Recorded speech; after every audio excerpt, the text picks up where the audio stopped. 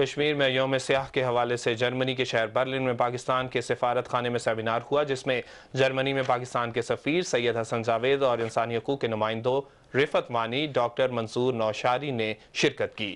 تفصیل برلن سے ہمارے نمائندے شبیر احمد کھوکر سے۔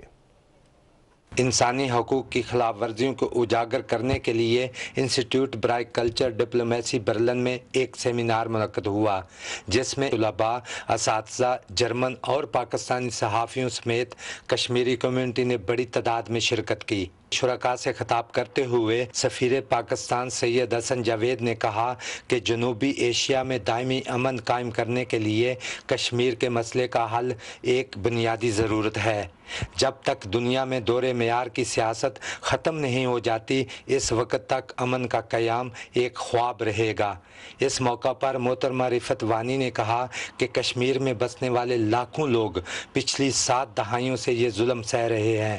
انسانی حقوق کے سرگرم رکن ڈاکٹر منصور نوشاروی نے عالمی برادری سے اپیل کی کہ وہ مسئلہ کشمیر کے پرامن اور منصفانہ حل کے لیے ہندوستان پہ زور دے۔